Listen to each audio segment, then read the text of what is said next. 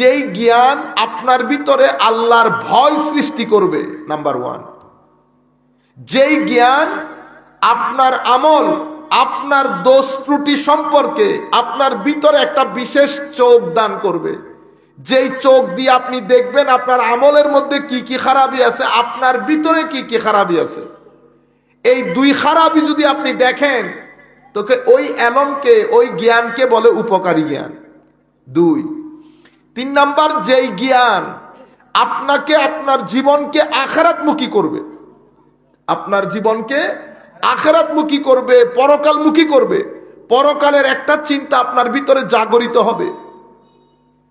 চার, যেই জ্ঞান আপনার ভিতর থেকে দুনিয়ার লোভ লালসা তুলে দেবে, সেই জ্ঞানকে উপকারী জ্ঞান বলে। তাহলে কয়টা বললাম? উপকারী জ্ঞান আমি এমনিতে প্রধানত চারটা বলতেছি, এটার ভিতরেই সবকিছু আছে। নাম্বার ওয়ান, যেই জ্ঞান আপনার ভিতরে আল্লাহর ভীতি প্রদর্শন করবে। নাম্বার দুই, যেই জ্ঞান আপনাকে আপনার জীবন এবং আপনার আমলের মধ্যে কি কি খারাপি আছে এই বিষয়গুলো সম্পর্কে আপনার ভিতরে আলাদা একটা চোখ সৃষ্টি করবে। আপনি দেখবেন আপনার ভিতরে কি কি খারাপি আছে, ওই আমলের মধ্যে কি কি সমস্যা হয়েছে, নিজেকে শুদ্ধ কিভাবে কিভাবে করতে হবে। আল্লাহ এটাকে বলে বাসারত। আল্লাহ বিশেষ দৃষ্টি দান করেন, অন্তর্দৃষ্টি। দুই। তিন নাম্বার হচ্ছে, যেই জ্ঞান আপনাকে কেন যেন আপনাকে পরকালমুখী করবে, আপনার ভিতরে পরকালের প্রতি রগবত আসবে, একটা একটা কেমন যেন একটা টান আসবে।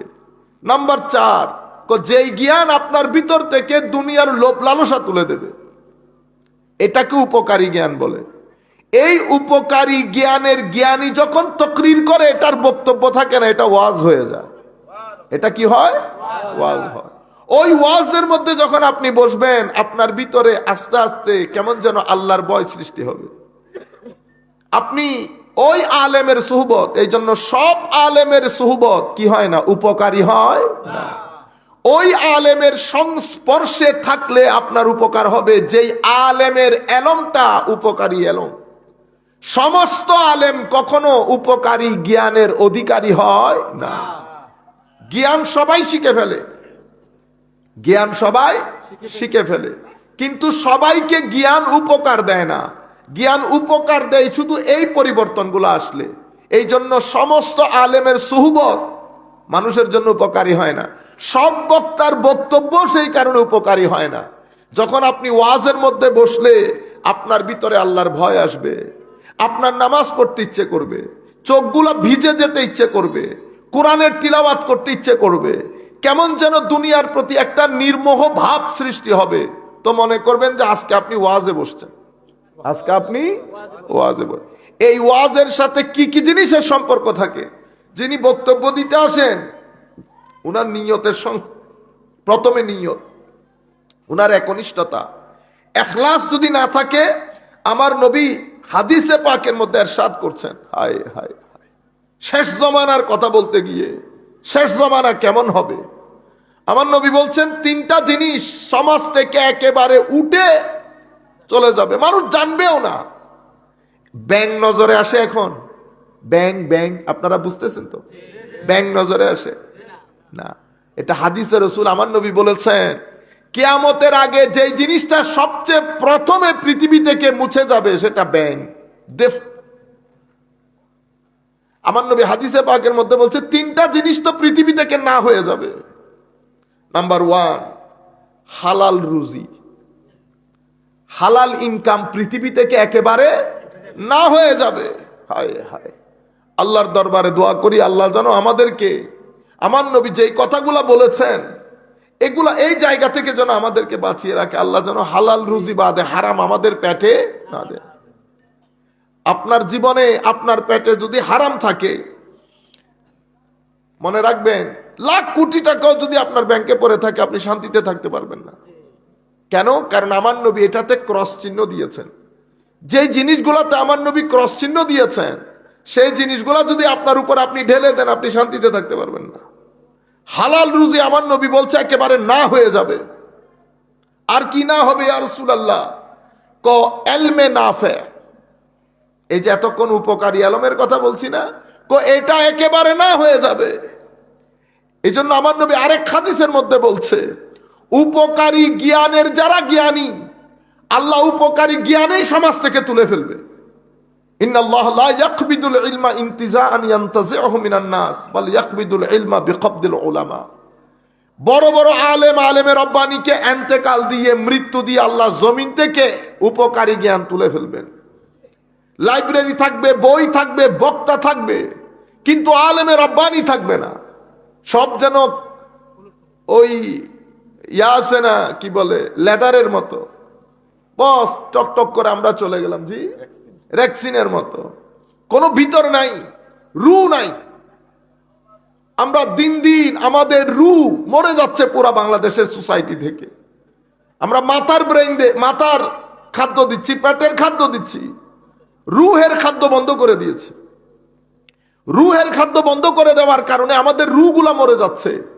মনে রাখবেন, কোন সোসাইটিতে যখন রু মারা যায়, সেই সোসাইটির মধ্যে অনেক টাকা পয়সা থাকলেও সেই সোসাইটির মধ্যে স্থিরতা থাকে না।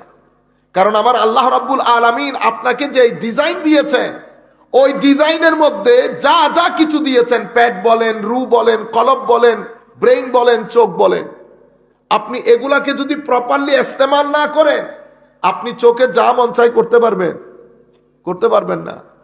আপনি অন্ধকারে বসে যখন মোবাইলের দিকে তাকিয়ে থাকবেন এক নজর, দেখবেন কিছুদিন পরে চোখের আলো চলে যাচ্ছে। বুঝতে পেরেছেন? তো রুহের খাদ্য যেমন, চোখের যেমন খাদ্য দরকার, রুহেরও খাদ্য দরকার।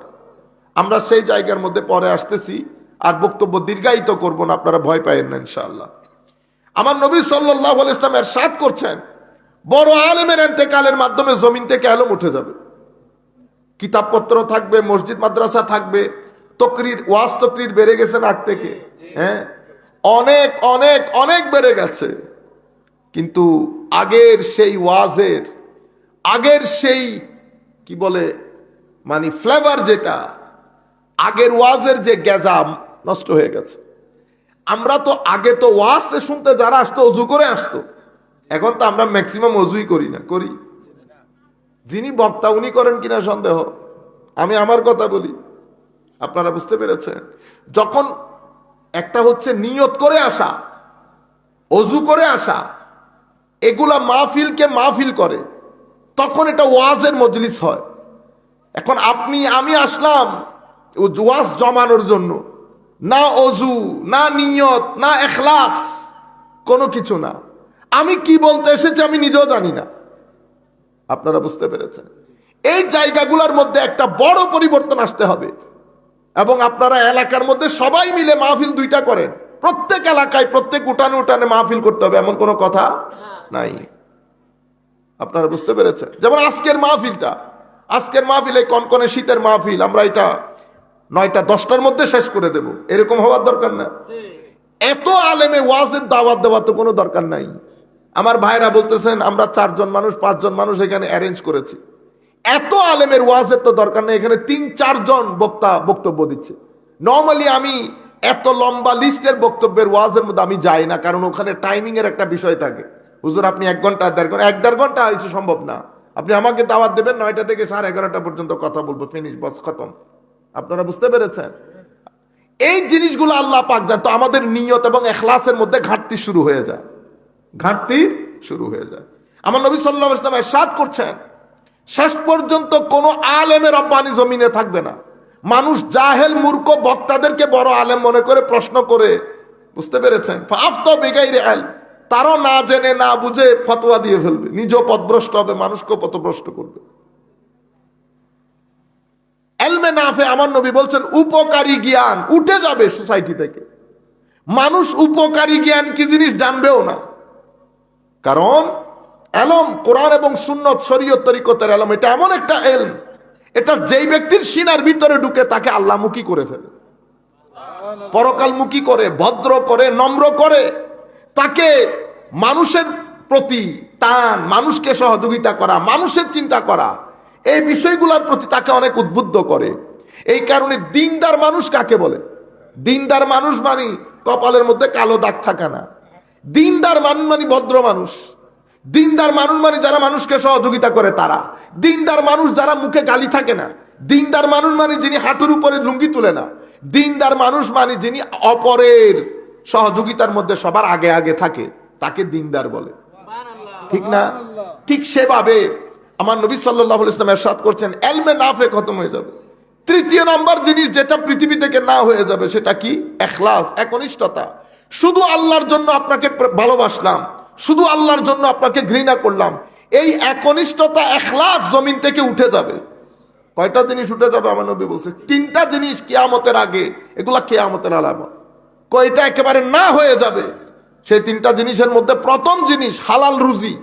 সুতরাং আমরা যেটা করব সেটা হচ্ছে, যেহেতু আমার নবী বলছে হালাল রুজি উঠে যাবে, তো আমি হারামের সাথে যদি আমার সম্পৃক্ততা থেকে থাকে, আমি হারাম থেকে দূরে থাকব। আল্লাহর দরবারে দোয়া করব, আল্লাহ যেন হারামের টাকা এক পয়সাও আমার ভিতরে, আল্লাহ যেন মৃত্যুর আগ পর্যন্ত আমাদের ভিতরে না ঢুকায়। দুই নাম্বার জিনিস উপকারী জ্ঞান উঠে যাবে বলেছে। তিন নাম্বার জিনিস আমার নবী সাল্লাল্লাহু আলাইহি ওয়াসাল্লাম ইরশাদ করেছেন, একনিষ্ঠতা উঠে যাবে। আল্লাহর জন্য মানুষকে চাওয়া, আল্লাহর জন্য মানুষের সাথে দোস্তি করা খতম হয়ে যাবে।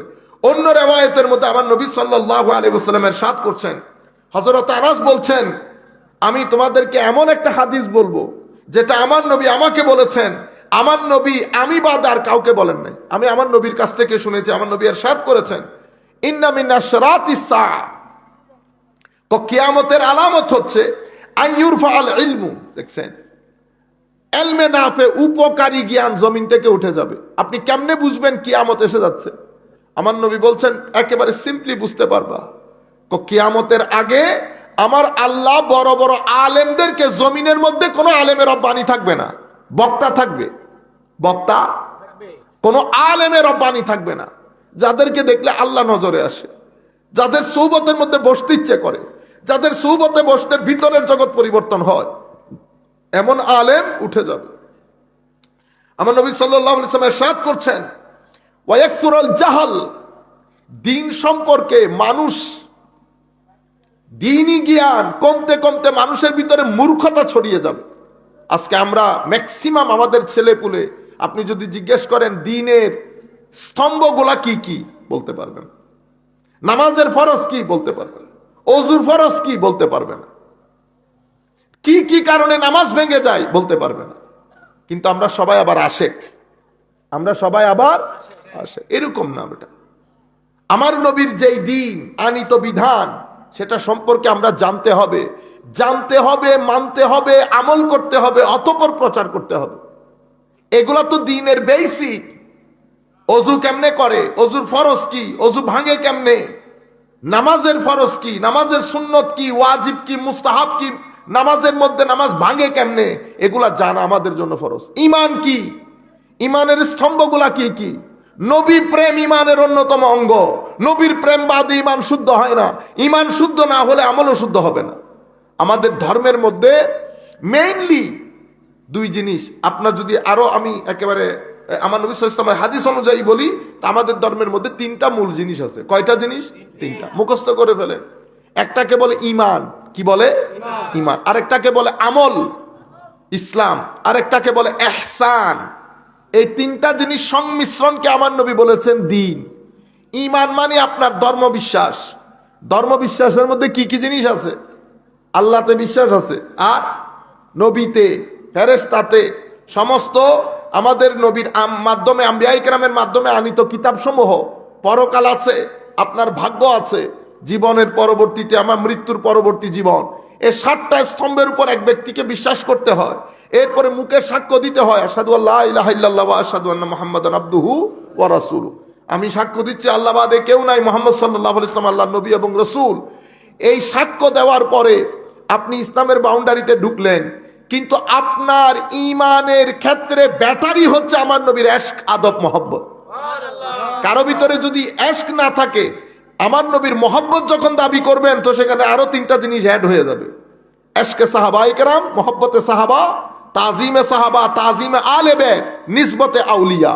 এগুলা যদি না থাকে, দুইটা জিনিস আপনার ঈমানকে মুনাফিকতের দিকে, নেফাকতের দিকে নিয়ে যাবে। আর একটা জিনিস আপনার ঈমানকে অনিরাপদ করে দেবে। তাইলে ঈমানের ক্ষেত্রে বিশ্বাস করার পরে আমার নবীর ইশক, মহব্বত, আলে বাইত রাসূলের মহব্বত, সাহাবায়ে কেরামের মহব্বত, আউলিয়ায়ে কেরামের নিসবত, আউলিয়া ইকরামের নিসবত কেউ যদি অস্বীকার করে বেঈমান হয় না, কিন্তু ঈমান অনিরাপদ হয়ে যায়। ঈমান অনিরাপদ হয়ে যায়। আপনি শিক্ষক বাদে পরীক্ষা পাশ করতে পারবেন, সবকিছু তো আছে, বইও আছে, সবকিছু আছে, কিন্তু একজন শিক্ষক দরকার হয়, একজন শিক্ষক দরকার হয়। তাইলে এগুলা হচ্ছে ঈমান, এগুলা আকীদা। আপনি এখানে যদি কোনো ধরনের 19-20 থাকে, তাহলে আপনার আমলের মধ্যে গিয়ে এটা এফেক্ট করবে, আপনার আমল হবে না। আমলগুলা কি কি? ইসলাম কাকে বলে? কোন নামাজ, প্রথমে শাহাদা আশহাদু আল্লা ইলাহা ইল্লাল্লাহ, এরপরে নামাজ, রোজা, হজ, যাকাত।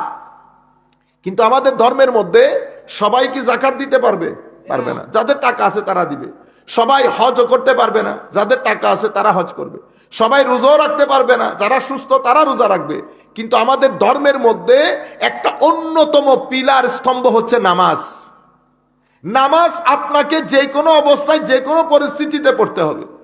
এই জন্য নামাজকে বলে উম্মতের নিত্যদিনের প্র্যাকটিস, অনুশীলন। এই জন্য আমার নবী বলেছেন নামাজ উম্মতের আমার এই দ্বীনের ইমাদ। ইমাদ মানে স্তম্ভ। যেই ব্যক্তি নামাজ পড়ে নাই সে দ্বীনের স্তম্ভ নষ্ট করে দিয়েছে। নামাজ কেন পড়বেন? আপনি বলবেন হুজুর নামাজ পড়বো কবরে হাসরে মুক্তির জন্য, এই না? মনে রাখবেন, নামাজ কবরের জন্য যেমন দরকার, নামাজ দুনিয়ার জন্যও দরকার। আমি শুধু এই মেসেজটা যদি আপনাকে দিতে পারি, আমার আশাটা সফল হবে আজকে। আমাদের একটা বদ্ধমূল ধারণা যে আমি নামাজ পড়বো, রোজা রাখবো শুধুমাত্র কবরের জন্য। না না না, কবরে তো লাভ আছেই। আপনি নামাজ না পড়ে দুনিয়াতেও শান্তি পাবেন না, গ্যারেন্টি। কেন? কারণ আপনার রু বলে একটা কথা আছে, রু। আপনার ব্রেইন, আপনি অঙ্ক করতেছেন, ব্রেইনের খাদ্য যাচ্ছে। কোন একটা কিছু নিয়ে চিন্তা করছেন, ব্রেইনের খাদ্য যাচ্ছে। ব্রেইনের এগুলা খাওয়া দাওয়া। আপনি চিন্তা করা, অঙ্ক করা, লেখাপড়া করা, যেগুলার উপর আপনি চিন্তা করতে হয়, ব্রেইনের উপর ছাপ পড়ে, এগুলা ব্রেইনের খাদ্য। পেটের মধ্যে খাদ্য দেন, এটা পেটের খাদ্য। চোখ দিয়ে মা বাবা দেখতেছেন, পৃথিবী দেখতেছেন, এটা চোখের খাদ্য।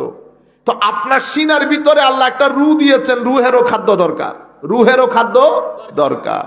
পেটে যখন খাদ্য দেন, পেটে খাদ্যগুলো আহরণ করে, পেটের ভিতরে আল্লাহ আপনার শরীরের ভিতরে খাস একটা ডিভাইস দান করেছেন। সেই ডিভাইসটা আপনার খাদ্য থেকে ভিটামিন গ্রহণ করে পুরো শরীরের মধ্যে সার্কুলেট করে দেয়, যেটার কারণে আপনি উঠতেছেন, বসতেছেন। একটু যদি ইদার উদার হয়, আপনি বলতেছেন হুজুর আর উঠতে পারতেছি না। কেন?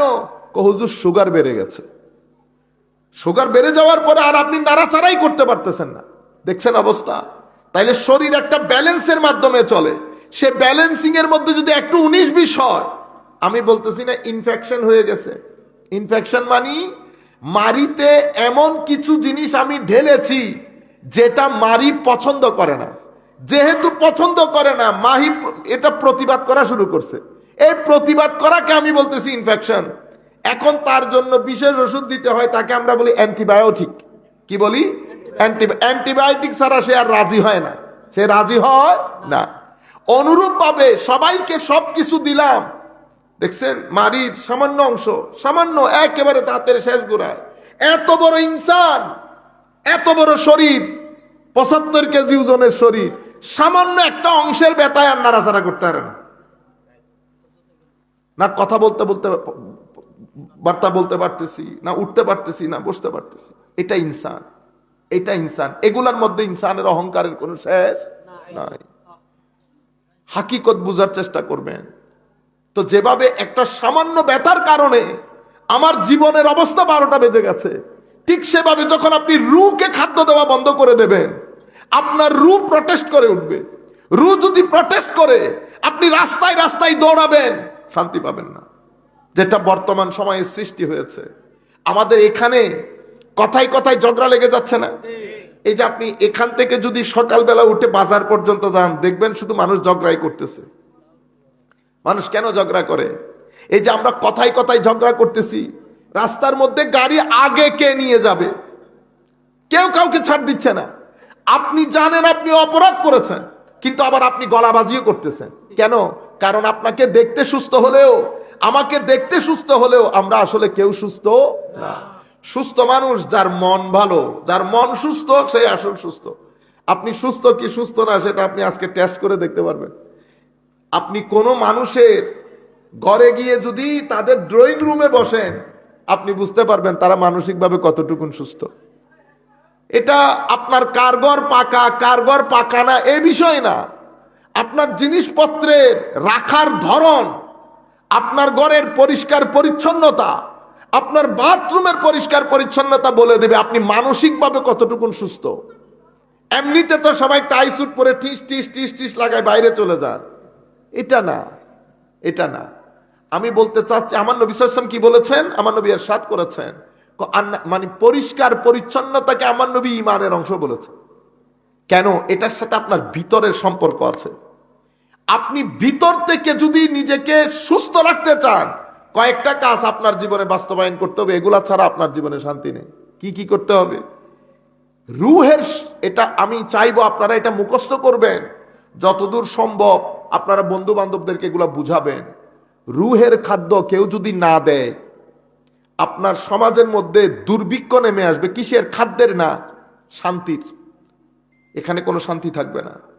এখানে প্রত্যেকটা পরিবার ভোগ করবে, সাফার করবে, মারামারি লাগবে সমাজের মধ্যে, কেউ কাউকে দেখতে পারবে না। সমাজের সম্পর্কগুলা, এই যে আমাদের আত্মীয়তার সম্পর্কগুলা প্রত্যেকদিন নষ্ট হয়ে যাচ্ছে। কেন? টাকার কারণে। টাকা কি আগের চেয়ে কমে গেছে না বেড়ে গেছে? বেড়ে গেছে। টাকাও বেড়ে গেছে, বিল্ডিংও বেড়ে গেছে, রাস্তাঘাট উন্নত হয়েছে, আমাদের রু মরে গেছে। রু মরে গেলে আত্মীয়তার সম্পর্ক থাকে না। রু মরে গেলে একজনের সাথে একজনের সম্পর্কের ভারসাম্য রক্ষা হয় না। রু মরে গেলে মানুষ বেয়াদব হয়। রু মরে গেলে মানুষ বুঝতে পারে না, তখন সবাই বলে আমিও মানুষ। আমরা আমাদের উস্তাদের সামনে কথা বলছি? কথা বলিনি, এখনো কথা বলি না। কিন্তু আমরা তো অবজার্ভ করি, আমরা যেহেতু এই গবেষণাগুলো করি, তো প্রত্যেক ব্যক্তির আচরণকে আমরা তো অবজার্ভ করতে হয়। কিন্তু আমাদের বর্তমান যুগের আমাদের যারা ছাত্র, তারা আমাদের মতো করে কি আমাদের শিক্ষককে করতে পারতেছে না। তারা আমাদের মতো করে, তারা তাদের মতো করে কথা বলতেছে। শিক্ষক বসা, বড় আওয়াজও শোনা যাচ্ছে, আওয়াজও উঁচা।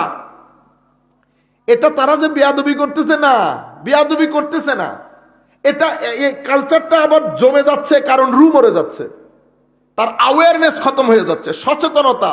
সে বুঝতে পারছে না যে কার সামনে কিভাবে কথা বলতে হয়।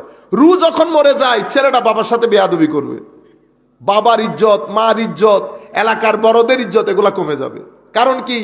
রু মরে গেলে মানুষের মাথা একটু উল্টাপাল্টা করলে আপনারা কি বলেন? মাথা নষ্ট। কি নষ্ট? মাথা নষ্ট। কেন? যখন ব্রেইন প্রপারলি কাজ করে না, তখন মানুষ সমীচীন ভাবে কাজ করতে পারে না। তো রু যখন মরে যায়, মানুষের মধ্যে অসহযোগিতা, বেয়াদবি, প্রতিযোগিতা, এগুলা বেড়ে যায়।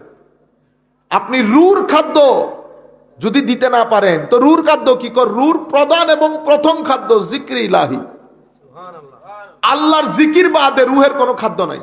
জিকির মানে কি? আল্লাহু আল্লাহু বলা না, এটাও জিকির, সওয়াব পাবেন। আসল জিকির হচ্ছে আল্লাহ যে আপনাকে বানিয়ে এখানে কি কি নিয়ামত দান করেছেন। আমি তো জানি আমার আল্লাহ আমাকে কি নিয়ামত দান করেছেন। আপনি সুস্থ থাকা, আল্লাহর ধরতির মধ্যে সুস্থ থাকা সবচেয়ে বড় নিয়ামত। আপনার শরীরের অঙ্গ প্রত্যঙ্গগুলা ভালোভাবে কাজ করতেছে, এটা আল্লাহর বড় নিয়ামত। আপনি যখন এই নিয়ামতের শুকরিয়া আদায় করতে রাস্তায় হাঁটার সময় একটু মনটাকে উপরে নিয়ে আলহামদুলিল্লাহ বলবেন, এটা জিকির ইলাহি। এটা কি? এই জিকির ইলাহির মাধ্যমে আপনার রূহ অনেক শক্তিশালী হয়ে যায়। তখন আপনার ভিতর থেকে নৈরাশ্য, দুঃখবোধ, এগুলা খতম হয়ে যায়। রূহ শক্তিশালী করতে হলে আপনি যদি চান যে আপনার রূহর ভিতরে খাদ্য যাক, তো রুহানি কিতাব, বিশেষ করে পবিত্র কোরআন, কোরআনের তিলাওয়াতের মাধ্যমে এক ব্যক্তি, আপনি যখন কোরআন তিলাওয়াত করবেন, ঘোড়া যেমন ওই পানি খাতে বসে, তো কোরআন তিলাওয়াত করা মানে হচ্ছে রূহ পানিতে গিয়ে ডুব দিয়ে পানি গ্রহণ করা। কোরআনের যখন তিলাওয়াত, আপনার রূহ শক্তিশালী হয়ে যাবে। সেজন্য সবসময় যারা তিলাওয়াত করে, তারা ওই অশান্তিতে ভোগ করে না যেটা সাধারণ মানুষ করে। তাইলে এগুলো আমরা কেন বলছি? যেন আমরা আমাদের জীবনে বাস্তবায়ন করতে পারি। সোনাই সোহাগা হবে যদি আমরা এই সোসাইটির মধ্যে কাজগুলো করে যেতে পারি। নাম্বার 3, তাসাউফ, সুফিবাদের কোন কিতাব, ইমাম গাজালির কিতাব, জালালউদ্দিন রুমির কিতাব, এই কিতাবগুলো বাসায় এনে রাখবেন, এক পৃষ্ঠা করবেন। কশফুল মাহজুব বাংলায় অনুবাদ হয়েছে। আপনি এই রুহানি কিতাব, এগুলা অ্যান্টিবায়োটিকের মতো কাজ করে। এগুলো আপনাকে আপনার হাকিকত সম্পর্কে জানান দেবে, আপনি কে, কোত্থেকে এসেছেন, কোথায় যাবেন। এই বিষয়গুলো আপনার রূহকে এত বেশি শক্তিশালী করে আপনি আনন্দিত হবেন। আস্তে আস্তে আপনার ভিতর থেকে লোভ, লালসা, দুনিয়ার প্রেম, আরো অনেক কিছুর প্রেম, এগুলা বের হয়ে যায়। রুর মধ্যে একটা স্বস্তি অনুভব হয়। ঘরের মধ্যে যখন আপনার বাসায় 20 জন মেহমান একসাথে ঢুকে, আপনি অস্বস্তিতে থাকেন না, এই রুমও যাওয়া যায় না, এই রুমও যাওয়া যায় না, এই রুমও যাওয়া যায় না, হায় হায়। তখন মানুষ 1 ঘন্টা ঠিক আছে, 2 ঘন্টা ঠিক আছে, 10 ঘন্টা পর্যন্ত যখন কেউ যায় না, তখন একটা সময় আপনার বিরক্ত লাগে না? মানুষ চায় একটা প্রাইভেসি। রুর মধ্যেও আপনি দুনিয়া ঢেলে, নফস ঢেলে, খাখেসার ঢেলে, অনেক কিছু ঢেলে এখানে রুকে আপনি বেচैन করে ফেলছেন। রু এখন কি চায়? চैन চায়, শান্তি চায়, প্রাইভেসি চায়। তো আপনি যখন এই রুহানি কিতাবগুলা পড়েন, রু নিজের ঘর পেয়ে যায়। তখন রু ভিতর থেকে শান্তি হয়, ভিতর থেকে শান্তি হয়। এরপরে রুর অন্যতম একটা খাদ্য হচ্ছে ভালো মানুষের সঙ্গে থাকা, যেটাকে আমরা সোহবত বলি। আল মসজিদের ইমাম বলেন, মুয়াজ্জিন বলেন, আমাদের মুরব্বিয়ানে কেরামের মধ্যে অনেক আল্লাহওয়ালা লোক আছে, তাদের সাথে বসবেন, রু খাদ্য পাবে, গেজা পাবে। কিন্তু সেই জন্য আপনি নিজেকে প্রস্তুত করতে হবে।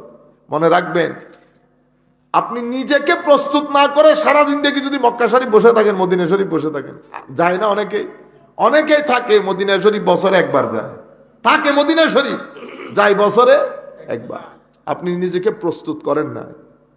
এগুলার মাধ্যমে রু খাদ্য পায়। যেবার আপনার জীবনের ভালো মানুষের সঙ্গে যখন বসবেন, আপনার জীবনের ধাঁচ পরিবর্তন হয়ে যাবে। কিরকম ধাঁচ পরিবর্তন হবে? আগে আপনি অতিমাত্রায় দুনিয়াদার ছিলেন, এখন দুনিয়াদারি, দুনিয়ার প্রতি লোভ, লালসা, এগুলো আস্তে আস্তে কি হয়ে যাচ্ছে? বের হয়ে যাচ্ছে। আপনি বুঝতে পারবেন যে আপনার জীবনের ধাঁচ পরিবর্তন হচ্ছে। এরপরে আমার নবী সাল্লাল্লাহু আলাইহি ওয়াসাল্লাম ইরশাদ করছেন, আত্মীয়তার সম্পর্ক রক্ষা করার মাধ্যমে রু জিন্দা হয়। আপনি যখন আত্মীয়তার সম্পর্ক রক্ষা করবেন না, বা আত্মীয়তাকে অ্যাভয়েড করে চলবেন, আপনার রু মারা যাবে। আপনি যদি রুকে জিন্দা করতে চান, আত্মীয়তার সম্পর্ক রক্ষা করতে হয়, মানুষের খেদমত করতে হয়। এটাকে খেদমতে খালক বলে। মানুষের খেদমত না করলে রু মারা যায়। মানুষকে সহযোগিতা করা, মানুষকে সহযোগিতার মাধ্যমে রুহের ভিতরে জিন্দেগি আসে, রুহের ভিতরে জিন্দেগি আসে।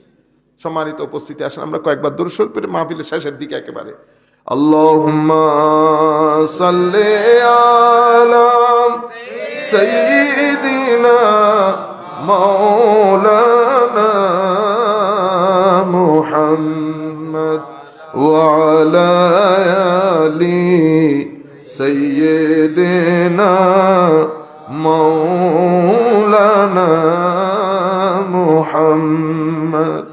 গাছে ছিনলো, বাসে ছিনলো, ছিনলো বনের হরিণী, মানব কুলে জন্ম লইয়া নবীজিকে চিনলাম না। আল্লাহুম্মা সাল্লি আলা সাইয়্যিদিনা মাওলানা মুহাম্মদ ওয়া আলা আলি সাইয়্যিদিনা মাওলানা মুহাম্মদ। যেখান থেকে কথা শুরু করেছিলাম, নামাজ, নামাজের মাধ্যমে রু জিন্দা হয়। আপনি যদি নামাজ বাদ দিয়ে দেন, আপনার রু আস্তে আস্তে মরে যাবে। আপনি অন্য অনেক কিছু করার মাধ্যমেও জীবনের মধ্যে শান্তি প্রতিষ্ঠা করতে পারবেন না। এই জন্য নামাজ আল্লাহ রাব্বুল আলামিনের স্মরণের, জিকিরের সর্বোত্তম পন্থা হচ্ছে সালাত। এই সালাতের মাধ্যমে আমার নবী সাল্লাল্লাহু আলাইহি ওয়াসাল্লাম ইরশাদ করছেন, সালাতের মাধ্যমে মানুষের রু জিন্দা হয়, মানুষ সত্যিকার অর্থে মানুষ হিসেবে প্রতিষ্ঠিত হয়। এবং কিছু সুফিয়ায়ে কেরাম আমাদেরকে বলেছেন, আমার আল্লাহ কোরআনে পাকের মধ্যে বলেছেন, নবী সাল্লাল্লাহু আলাইহি ওয়াসাল্লাম হাদিসে পাকের মধ্যে বলেছেন যে এই দুনিয়াদারির মধ্যে আমার নবী বলছেন, যেই ব্যক্তির নামাজ তাকে গর্হিত কাজ, খারাপ কাজ থেকে দূরে রাখে নাই, সেই ব্যক্তির নামাজ তাকে আল্লাহ থেকে দূরে সরিয়ে দেবে। মাল্লাম তানহাহু সালাতুহু আনিল ফাহশাই ওয়াল মুনকার লাম ইয়াসজিদ মিনাল্লাহি ইল্লা বু'দা। অন্য রাওয়ায়াতের মধ্যে আমার নবী সাল্লাল্লাহু আলাইহি ওয়াসাল্লাম ইরশাদ করেছেন, মাল্লাম তানহাহু সালাতুহু আনিল ফাহশাই ওয়াল মুনকার লা সালাতা লা। যেই ব্যক্তির নামাজ তাকে খারাপ কাজ, অশ্লীল কাজ থেকে বিরত রাখবে না, সেই ব্যক্তির নামাজ নামাজই হবে না। তাইলে আমি এখন যে সোসাইটির মধ্যে আছি এখানে অশ্লীলতা থাকবে, এখানে গর্হিত কাজ থাকবে, এখন আমি নিজেকে রক্ষা করব কিভাবে? তা আমার নবী সাল্লাল্লাহু আলাইহি ইসলামের মাধ্যমে আল্লাহ আমাদেরকে একটা ঢাল দিয়েছেন জ্যাকেটের মতো, সেটা কি? সালাত। নামাজ পড়লে সোসাইটির মধ্যে যে গর্হিত অশ্লীল কাজ, সেখান থেকে আল্লাহ রাব্বুল আলামিন আমাদেরকে নিরাপত্তার সাথে রাখবেন। কিন্তু সেই নামাজ, যেমন এখন আমরা তো নামাজ পড়ি, নামাজ পড়লেও কি হবে, আমরা মুখে গালি থাকে, আমরা কিন্তু নিজেদেরকে মুক্ত রাখতে পারতেছি না। কেন? কারণ হচ্ছে আপনি নামাজ পড়ছেন, আমিও নামাজ পড়ছি, কিন্তু যেই আন্দাজে নামাজ পড়তে আমাদেরকে বলা হয়েছে সেই আন্দাজে আমরা নামাজ পড়তে পারছি না। নামাজ পড়ার জন্য নিজের জমিনকে তৈরি করতে হয়, ভিতরের জমিনকে। আমাদের হিংসা আছে, বিদ্বেষ আছে, অহংকার আছে। নামাজকে যেই ব্যক্তি নামাজের মতো করে পড়বে, নামাজের মধ্যে নিয়ত দরকার হয়, একনিষ্ঠতার দরকার হয়, অন্তরকে পাক পবিত্র পরিষ্কার করতে হয়। যেমন আমাদের এখানে পবিত্রতা ছাড়া আপনি নামাজ পড়তে পারবেন না। আমাদের এখানে পবিত্রতা আমরা মনে করি শুধু পানি দিয়ে ওযুর পবিত্রতা না, এখানে পবিত্রতা 4 ক্যাটাগরির আছে। আমরা চতুর্থ ক্যাটাগরি বাদ দিয়ে যদি 3 ক্যাটাগরির বলি, তো আমাদের একটা পবিত্রতা হচ্ছে আমার চোখের, কানের, মুখের, হাতের, পঞ্চ ইন্দ্রিয়ে। এখন আমি মসজিদে যাচ্ছি, চোখ দিয়ে যা দেখার দেখেছি। তো যখন আপনি চোখ দিয়ে যা দেখার দেখবেন, প্রত্যেক দেখানি যেটার মাধ্যমে পাপ হয়, অপরাধ হয়, গুনাহ হয়, এটা আপনার ভিতরের জগতের মধ্যে একটা কালো দাগ সৃষ্টি করে। তো যখন কালো দাগ সৃষ্টি করে, আপনার চোখের মাধ্যমে কালো দাগ, কানের মাধ্যমে কালো দাগ, মুখের মাধ্যমে কালো দাগ, হতে হতে এটা একসময় এনভেলাপের মতো হয়ে যায়, কালো দাগের এনভেলাপ। এই কালো দাগের কলব নিয়ে যদি আপনি নামাজে দাঁড়ান, আপনি নামাজের মধ্যে শান্তি পাবেন না, আপনি বাধ্য হয়ে নামাজ পড়বেন। তাইলে আপনি কি করতে হবে? আগে আপনি নামাজের আগে আপনার এই কালো দাগগুলা, এটা আপনি আগে বুঝতে হবে যে কালো দাগ আছে, তওবা করতে হবে, ওযু করতে হবে, চোখের হেফাজত করতে হবে, কানের হেফাজত করতে হবে। এরপরে যখন নামাজে যাবেন, অন্তর থেকে যখন 10% অন্ধকার সরে যাবে, যখন মজা পাবেন আপনি। গায়ের জ্বর উঠলে যেমন বিরিনিও মজা লাগে না, অনুরূপভাবে কলবের মধ্যে কালো দাগ থাকলে নামাজ টেস্ট লাগে না। সেই জন্য দেখবেন আমি যাচ্ছি আর আসছি, 2 মিনিটের মধ্যে যাই, 3 মিনিটের মধ্যে বের হয়ে যায়, নামাজ হয় না। এই জন্য নামাজ যখন পড়বেন, আগে নামাজের জন্য একটা তৈয়ারি আছে, প্রিপারেশন আছে, নিয়তের প্রিপারেশন, তহারাত তথা ওযুর প্রিপারেশন, এরপরে পঞ্চ ইন্দ্রিয়ের হেফাজত, তওবার নামাজ। একটা তো পঞ্চ ইন্দ্রিয়ের পবিত্রতা, একটা ওযু দিয়ে শরীরের পবিত্রতা, একটা তওবা দিয়ে চোখের, কানের, মুখের পবিত্রতা। এরপরে আমার ভিতরেও ময়লা আছে না, অহংকার আছে, অশ্লীলতা আছে, ঘৃণা আছে। এই পবিত্রতাও যদি আমি না মুছি, মোটামুটি আমি পবিত্রতার দিকে না যাই, তাহলে আমি কলসির ভিতরে ময়লা রেখে যদি আমি পানি কলসির ভিতরে ভরি, এই পানি কেউ পান করে না। এই জন্য আমাদের 3 ধরনের পবিত্রতা দরকার হয়। একটা পবিত্রতা ওযুর পানি দিয়ে বাইরে, শরীরের বাইরের অপবিত্রতা দূর করতে হয়। তওবার পানি দিয়ে, তওবার নামাজ দিয়ে আল্লাহর দরবারে তওবা করে চোখের, কানের, মুখের এই অপবিত্রতা দূর করতে হয়। এরপরে আবার তওবা দিয়ে আমার ভিতরের অশ্লীলতা, অহংকার, এগুলা দূরীভূত করতে হয়। এগুলা তো একসাথে চলে যায় না, কন্ট্রোলের মধ্যে রাখতে হয়। যেভাবে আপনি ডায়াবেটিসকে কন্ট্রোলের মধ্যে রাখেন, যখন এই পবিত্রতাগুলো নসিব হয়, তখন আপনি দেখবেন নামাজ পড়লে নামাজের কোয়ালিটি পরিবর্তন হয়। তখন নামাজ আপনার ব্যক্তি জীবনকে প্রভাবিত করবে, ব্যক্তি জীবনকে পরিবর্তন করবে, এবং নামাজের মাধ্যমে আপনার জীবনে একটা পরিবর্তন আসবে। এটা ইসলাম। তৃতীয় যে জিনিস আমার নবী আমাদেরকে শিখিয়েছেন, ইহসান। ইহসান মানি আমাদেরকে আল্লাহ শুধু শরীর দেন নাই, আমাদেরকে আল্লাহ মনও দান করেছেন। তো আমাদের মনের পবিত্রতা নসিব হলে আমার আল্লাহ আপনার মনের ভিতরে ঘর বানান, আমার আল্লাহ আপনার ঘরে থাকেন। তো যখন মানুষের ভিতরে আল্লাহ থাকে, আমার নবী বলছেন, নবীকে যখন জিজ্ঞেস করা হয়েছিল ইহসান কি, তো আমার নবী ইরশাদ করেছেন আল্লাহকে দেখে নামাজ আদায় করা। তখন মানুষের মনে যেহেতু আল্লাহ বসবাস করে, তখন সেই ব্যক্তি আল্লাহ ওয়ালা হয়ে যায়। আমরা কি বলি? আল্লাহ ওয়ালা, মানি আল্লাহকে সাথে নিয়ে চলে। তো আল্লাহ রাব্বুল আলামিন, আমরা যেমন অপবিত্রতা পছন্দ করি না, আমার আল্লাহ অপবিত্রতা পছন্দ করেন না। এই 3টা জিনিসের উপর, ঈমান, ইসলাম, ইহসান, এই 3টা জিনিসের উপর আমাদের দ্বীনের ভিত্তি। আমি আখেরি কথা বলে আমাদের বক্তব্য শেষ করছি, যেহেতু অনেক ঠান্ডা লোকজন। হুজুরে করিম সাল্লাল্লাহু আলাইহি ওয়াসাল্লাম রূহের, আমি খাদ্যের কথা বলতে গিয়ে আপনাদেরকে বলছি 4টা 5টা বলেছে, আপনারা এগুলো মনে রাখার চেষ্টা করবেন। আমার নবী সাল্লাল্লাহু আলাইহি ওয়াসাল্লামের এই হাদিসটা বলে আমরা আমাদের বক্তব্য শেষ করব। আমার নবী সাল্লাল্লাহু আলাইহি ওয়াসাল্লাম ইরশাদ করছেন, আর্থকুইক বেড়ে যাবে সোসাইটির মধ্যে। এবং নবী সাল্লাল্লাহু আলাইহি ওয়াসাল্লাম ইরশাদ করেছেন, সময়ের কোনো বরকত আপনি আর পাবেন না, এটাকে তাকারুবে জামান বলে। আমার নবী সাল্লাল্লাহু আলাইহি ওয়াসাল্লাম ইরশাদ করেছেন ফিতনা বেড়ে যাবে, এবং ফিতনা এভাবে বেড়ে যাবে সামাজিক ক্ষেত্রে, ওয়াজের বক্তব্যের মাঠে এবং আমাদের এই মাহফিলের ক্ষেত্রে চতুর্মুখী ফিতনা বেড়ে যাবে। আমার নবী সাল্লাল্লাহু আলাইহি ওয়াসাল্লাম বলেছেন তখন বক্তব্য বের হবে অনেক, প্রত্যেক বক্তা মানে এমন এমন বক্তা বের হবে তারা মানুষকে জাহান্নামের দিকে আহ্বান করবে। যারা এই সমস্ত বক্তার সাথে যুক্ত হবে তারাও জাহান্নামে নিক্ষিপ্ত হবে। আমার নবী সাল্লাল্লাহু আলাইহি ওয়াসাল্লাম বলেছেন এই সমস্ত বক্তারা আমার উম্মতের যেই মেইন স্ট্রিম, উম্মতের যে এজমা, এখান থেকে সরে গিয়ে নতুন নতুন জায়গায় মানুষকে নতুন নতুন কথা দিয়ে মানুষকে ধোঁকা মারবে। মানুষ এগুলার ভিতরে মিশ্রিত হয়ে মানুষও পথভ্রষ্ট হবে। আমার নবী সাল্লাল্লাহু আলাইহি ওয়াসাল্লাম আবার ইরশাদ করছেন, পরিস্থিতি এমন গিয়ে ঠেকবে শেষ জমানায় কিছু যুবক, কিছু মানুষ বয়সে কম, ব্রেইন ওয়াশ হবে, তারা কোরআন হাদিস থেকে কথা বলবে কিন্তু দিন থেকে এত দূরে সরে যাবে যেভাবে তীর ধনুক থেকে দূরে সরে যায়। কোরআন শরীফ পড়বে, ঈমান তাদের কণ্ঠনালী ভেদ করে ভিতরে যাবে না। সেই পরিস্থিতিতে আমরা এসে করেছি। আমার নবী বলেছেন ঈমান পুরা পৃথিবী থেকে পালিয়ে মদিনা শরীফ চলে যাবে, এমন একটা পরিস্থিতিতে আমরা এসেছি। আমরা আল্লাহর দরবারে দোয়া করব আল্লাহ যেন আমাদেরকে ফিতনাময় পরিস্থিতিতে ঈমানের হেফাজতের সাথে আমরা যেন পৃথিবীতে জীবন যাপন করতে পারি। যুবকদেরকে যেটা বলবো, কোনো নতুন কথায় কান দিবেন না, কোনো নতুন কথায় কান দেবেন না। আগ থেকে আপনারা যা কিছু করে আসছেন সেগুলাই করেন। এখন আরো অনেক ধরনের কথা ভবিষ্যতে আপনারা শুনতে পাবেন। শেষ পর্যন্ত তো পরিস্থিতি বোধহয় এদিকে চলে যাবে, বলা হবে যে কোরআন শরীফের যত আয়াত আসলে তত আয়াত না, অনেক আয়াত এগুলো পরবর্তীতে অ্যাড হয়েছে। এই কথাগুলো ভবিষ্যতে আসবে। এখন দেখতেছেন না, নবী সাল্লাল্লাহু আলাইহি ওয়াসাল্লাম শেষ নবী না, নবীর পরও নবী আছে, ইন্না লিল্লাহি ওয়া ইন্না ইলাইহি রাজিউন। এখন বলতেছে এই আমার নবী সাল্লাল্লাহু আলাইহি ওয়াসাল্লামের যে উম্মতে হাদিসে পাক, হাদিসের এগুলার কোনো আইনগত ভিত্তি নাই, এটা অনেক পরে, অনেক পরে। নাউজুবিল্লাহ বলে 1200-1300 বছর উম্মতের মাযহাব, এখন কোনো মাযহাব নাই। দেখছেন নি, এ বলে হাদিস নাই, এ বলে মাযহাব নাই। 3 দিন পরে আরেকজন আইসা বলবো কোরআন নাই। বুঝতে পেরেছেন? ইনি বলতেছেন মাযহাব লাগবে না, কিসের মাযহাব, আমি ডাইরেক্ট হাদিস থেকে বলবো। আরেকজন বলতেছে হাদিসই লাগবে না, কেন হাদিসও আসছে 300 বছর পরে। তো বেটা নামাজ পড়বি কেমনে? সালাতুন মানে হচ্ছে দোয়া। সালাত মানে কি?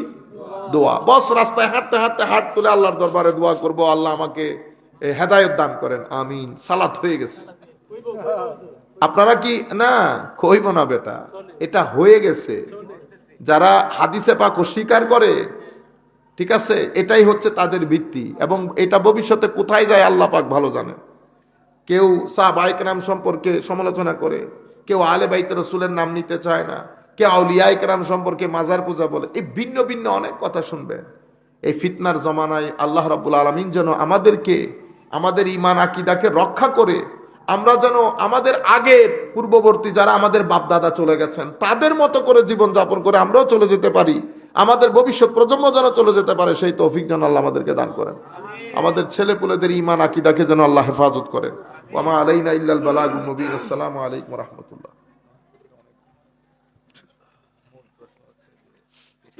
অনেক লোক মারা যায় একসাথে, এত লোক কি ওই সময় জন্মগ্রহণ করে? আল্লাহ জন্মগ্রহণ না করে তাহলে সে এত লোক মারা গিয়ে আল্লাহ দুনিয়া ব্যালেন্স করে? বর্তমানে অনেক দেশে যুদ্ধ চলতেছে, এতে একসাথে অনেক নিরীহ মানুষ মারা যায়, কিন্তু ওই সময় এত মানুষ জন্ম নেয় কিনা যা তা জানা না। এটা আপনি কি বলতে চাইছেন? আমার দুর্ভাগ্য, আমি কি বাংলা কম বুঝি নাকি আপনি বাংলা বুঝাইতে পারেন নাই, সেটা আমি বুঝি নাই। যিনি প্রশ্নটা করেছেন উনি একটু দাঁড়িয়ে যদি আমাকে বুঝাই দেন, আমি আপনার সাথে কথা বলবো। মানুষের জন্ম বেশি হলে মৃত্যু কমে গেলে তা পৃথিবীর জন্য সমস্যা হতে পারে। মানুষের মৃত্যু বেশি হলে জন্ম কমে গেলে তাও পৃথিবীর জন্য সমস্যা হতে পারে। আমার প্রশ্ন হচ্ছে, যুদ্ধের মাধ্যমে অগণিত মানুষ মারা যাওয়ার ফলে আল্লাহ তাআলা কি পৃথিবীর মানুষের মধ্যে জন্ম মৃত্যুর মধ্যে ব্যালেন্স ঠিক করে দেন? বেটা এটা কি আন্ডারস্ট্যান্ডিং হইল? পৃথিবীর মধ্যে এখন তো যুদ্ধ হয়ই না, এখন যুদ্ধ হয় না। আপনি যুদ্ধ বাদ দেন, বনের মধ্যে দেখেন না, এটাকে বলে সার্ভাইভাল অফ দি ফিটেস্ট। বাঘ হরিণকে ধরে খায়, ঠিক না? তো পৃথিবীর মধ্যে কি হরিণ কমে গেছে? কমে যায়নি। স্রষ্টার সৃষ্টির একটা নিয়ম নীতি আছে, সেই নিয়ম নীতি অনুযায়ী পৃথিবী চলবে। এবং যেই যে স্পিসিস গুলো আল্লাহ রব্বুল আলামিন বানিয়েছেন, প্রাণী, মানুষ, পশু পাখি, যা কিছু আল্লাহ বানিয়েছেন, সেটার রিপ্রোডাকশন ওভাবে চলবে। হয়তো আপস এন্ড ডাউন চলবে, কখনো 1 কোটি, কখনো 50 লাখ, কখনো 1 লাখ। 1 লাখ থাকুক, রিপ্রোডাকশনের মধ্যে এক মাসের মধ্যে সেটা বৃদ্ধি হইতে 1 বছর লাগবে, 1 বছরের মধ্যে আবার ব্যালেন্স হয়। যুদ্ধ বিগ্রহের কথা যেটা বলতেছেন, পৃথিবীতে তো অনেক বেশি যুদ্ধ বিগ্রহ হতো। এবং আপনি যদি আজ থেকে 600-700 বছর আগে যান, তো পুরা পৃথিবীর মানুষের জনসংখ্যা কিন্তু এত ছিল না, অনেক কম ছিল। তখনও কিন্তু মানুষ কি একদম নাপেদ হয়ে গেছে? নাপেদ হয়ে যায়নি। এবং এখনো পর্যন্ত পৃথিবীর জনসংখ্যা বর্তমানে বোধহয় প্রায় 600 কোটির মতো, যদি আমি ভুল না করি, ঠিক আছে? 600 কোটির উপরে, প্রায় 600-700, 650 কোটির মতো। না, এটা অনেক আগে। তো আমি আপনাদেরকে বলতে চাচ্ছি যে না, এটা ব্যালেন্সিং এর বিষয় না। তা আপনি যে আন্দাজে বলেছেন ওই আন্দাজে, তাহলে তো হইলো কি, যুদ্ধ আল্লাহ লাগিয়েছেন, আল্লাহ লাগিয়ে আল্লাহ মানুষ মারিয়ে আল্লাহ ব্যালেন্স করতেছেন। বেটা এটা না, এটা আমাদের আকিদা না, এটা মুতাজিলি আকিদা, আমাদের আকিদা না এটা। এই পৃথিবীর মধ্যে দুইটা মেইন জিনিস, একটা হচ্ছে এই আল্লাহ আমাদেরকে সৃষ্টি করেছেন না পরীক্ষার জন্য, আমরা বলি না পরীক্ষার জন্য। পরীক্ষা মেইনলি 2 ধরনেরই হয়। একটা আল্লাহ শুকরের পরীক্ষা নেন আপনার কাছ থেকে, আর একটা ধৈর্যের পরীক্ষা নেন। শুকরের পরীক্ষা মানে হাউ গ্রেটফুল ইউ আর, কতটুকুন কৃতজ্ঞ আপনি। আরেকটা হচ্ছে ধৈর্যের পরীক্ষা, হাউ পেশেন্ট ইউ আর। তো কৃতজ্ঞতা বোধ মানে আপনি যা চেয়েছেন তার চেয়ে বেশি পেয়েছেন, সামগ্রিকভাবে, সামাজিকভাবে, রাজনৈতিকভাবে, অর্থনৈতিকভাবে, পারিবারিকভাবে। তখন আমার আল্লাহ আপনার কাছ থেকে আপনি কতটুকুন কৃতজ্ঞতা বোধ আপনার আছে এটা দেখতে চান, এটা আপনার পরীক্ষা। আরেকটা ধৈর্যের পরীক্ষা, যা আপনার প্রয়োজন তা থেকে সবকিছু কম করে দিয়েছে, এটা আপনার পরীক্ষা। এখন আপনি কতটুকুন ধৈর্যবান। পুরা পৃথিবীর মধ্যে আপনি ইস্টে যান, ওয়েস্টে যান, আমরা 2 পরীক্ষার মুখোমুখি। রয়ে গেল যুদ্ধ বিগ্রহ। কখনো আল্লাহ যুদ্ধ বিগ্রহ করান না। আল্লাহ রাব্বুল আলামিন মানুষ সৃষ্টি করেছেন, মানুষ সৃষ্টি করার পরে আমার আল্লাহ আপনার থাকার ব্যবস্থা করেছেন। এই যে পৃথিবী আপনি থাকতেছেন, বড় ব্যালেন্স ডায়েট এবং ব্যালেন্স এনভায়রনমেন্ট ক্রিয়েট করেছেন আপনি থাকার জন্য। এরপরে আমার আল্লাহ রাব্বুল আলামিন আপনার জন্য খাদ্যের ব্যবস্থা করেছেন। অর্থাৎ পৃথিবীতে সার্ভাইভ করার জন্য যত ধরনের দরকার, প্রোটিন বলেন, ভিটামিন বলেন, ক্যালোরিজ বলেন, যা কিছু প্রয়োজন সব আল্লাহ সৃষ্টি করেছেন। ওয়ালাকুম ফিল আরদি মাতা ওয়া মুস্তাকার, আমার আল্লাহ বলেছেন মুস্তাকারও বানিয়েছেন, মাতাও বানিয়েছেন। মুস্তাকার মানে এনভায়রনমেন্ট, থাকার জায়গাটা করেছেন। মাতা মানে আপনি সার্ভাইভ করার জন্য যা কিছু খাদ্যের প্রয়োজন সবকিছু যোগান দিয়েছেন। এখন আপনাকে আল্লাহ একটা নফস দিয়েছেন, আপনার এখানে শয়তান আছে, আপনার নফস আছে। তো আপনি দুঃখে পড়ে যাবেন, আপনার ভিতরে এখানে কেউ আপনাকে ভোগ করতে চাইবে, কেউ আপনার অংশটা খেয়ে ফেলতে চাইবে। এখানে কিন্তু পৃথিবীতে খাদ্যের কোনো অসুবিধা রাখে নাই। আমরা যে এখানে খাদ্যের শর্টেজ হয়, দুর্ভিক্ষ হয়, এটা কেন হয়? কারণ আরেকজন আপনার খাদ্য খেয়ে ফেলতেছেন, আরেকজন আপনার খাদ্য খেয়ে ফেলতেছেন। তো আমার আল্লাহ এখানেও আপনাকে একা ছেড়ে দেন নাই। আমার আল্লাহ আপনার জন্য আবার হেদায়েতের ব্যবস্থা করেছেন। কেন? হেদায়েতের ব্যবস্থা করেছি যাতে সবকিছু সুষ্ঠুভাবে বন্টিত হয়। কিন্তু আপনি কি কাজ করলেন? আপনি হেদায়েতটা গ্রহণ করেন নাই। তো যেহেতু হেদায়েত গ্রহণ করেন নাই, তো সুষ্ঠু বন্টন কেউ করবে না। যারা বড় তারা সবাই আপনার পাতের জিনিসটা খেয়ে ফেলতে চাইবে, আপনাকে নিয়ে টানাটানি করতে চাইবে, সেটা দেশে হোক, সেটা আপনার এলাকায় হোক, সেটা বাইরে হোক। আমার জমি বড়, আপনার জমিটা ছোট। আমি কি করছি? ধাক্কা মারতে মারতে আপনার মাঝখানে ঢুকছি, এরপরে আরেকজনকে দিয়ে আপনারে প্যাঁচ খাওয়াইছি, প্যাঁচ খাওয়াইয়া বলছি তোর জায়গা আমারে দিয়া দে। বুঝতে পেরেছেন? তো এখন আমি বাধ্য দিয়ে দিতেছি। তো এখন এখানে কি আল্লাহ এসেছে? আল্লাহ আসে নাই, আপনার ভিতরে নফসে ঠেলাঠেলি করতেছে। তো আল্লাহ যে আমাকে আদম আলাইহিস ইসলামের মাধ্যমে হেদায়েতের যাত্রা শুরু করেছে, কেন হেদায়েত দিয়েছেন? হেদায়েত দিয়েছেন আমরা প্রত্যেক জায়গায় যেন সুষম বন্টন, ইকুয়ালিটি যেটাকে বলে, সমমান, আমরা যেন সমানভাবে জিনিসটা করতে পারি। তো এখন এই পৃথিবীতে এখন যা কিছু সৃষ্টি হচ্ছে, যেমন এখন এই যে আপনি বলতেছেন রক্তপাত হচ্ছে, রক্তপাত কেন হচ্ছে? আপনি কি মানুষ কম? এই যে ফিলিস্তিনের মধ্যে এত মারামারি হচ্ছে, আমরা কি মানুষ কম? কালকে আপনারা 3 জন একসাথে হয়ে যদি পৃথিবীকে বলেন আগামীকালে যদি একটা বুম ফাটে, খবর আছে, দেখি মারুক বুম, পৃথিবী করতেছে না। কেন? কারণ আমার ভিতরে শয়তান ঢুকছে, আমার ভিতরে শয়তান ঢুকছে। এটাই অর্থাৎ আমরা প্রত্যেকেই নিজেকে সেভ করার জন্য 10 জন মানুষকে অনিরাপত্তায় ফেলে দেই। ঠিক আছে? আমা আলিনাল বালাগুল মুবিন।